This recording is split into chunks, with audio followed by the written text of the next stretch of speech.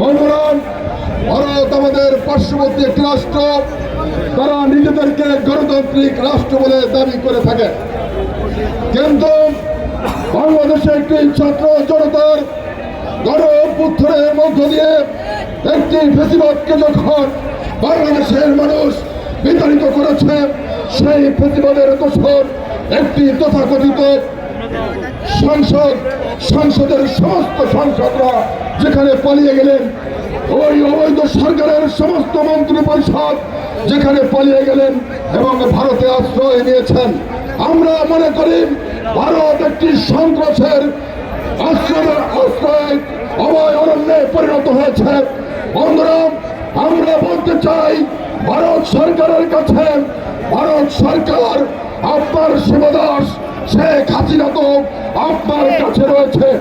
মনে রাখবেন, এই বাংলাদেশ শেখ হাসিনার বাংলাদেশ নয়, এই বাংলাদেশ শহীদ জিয়ার বাংলাদেশ, এই বাংলাদেশ খালেদা জিয়ার বাংলাদেশ, এই বাংলাদেশ তারেক রহমানের বাংলাদেশ।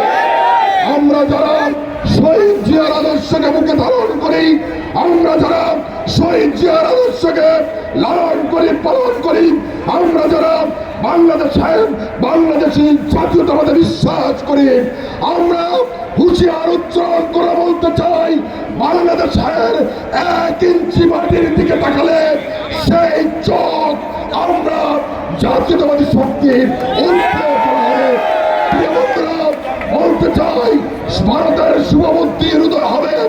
আমরা ভালোবেসে তোমাদেরকে সুস্বাদু ইলিশ মাছ দিয়েছি। বন্ধুরা, তোমরা প্রতিদানে দিয়েছ আমার যুব সমাজকে ধ্বংস করার জন্য ইয়াবা এবং ফেন্সি।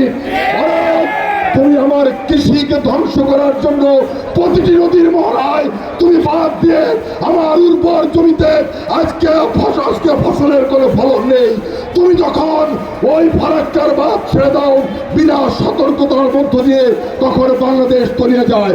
অতএব আমরা মনে করি তুমি বাংলাদেশের বন্ধু নও, বিশেষ করে যেখানে শেখ হাসিনা রয়, অর্থাৎ বাংলাদেশের শত্রু যেখানে রয়, সেই রাষ্ট্র বাংলাদেশের বন্ধু হতে পারে না।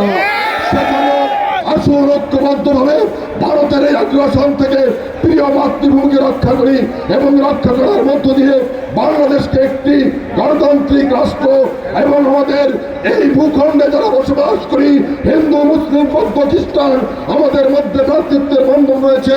আমরা সম্প্রীতির একটি দেশ বাংলাদেশ, এই সম্প্রীতির দেশে আমরা সকলে মিলে বাস করি। অতএব ভারত, তোমার নাক গলানোর কিছু নাই, তুমি তোমার অবস্থানে থাকো। আমরা আমার ভাইদের সাথে নিয়ে এই বাংলাদেশে অবস্থান করবো। খোদা হাফেজ। বাংলাদেশ জিন্দাবাদ।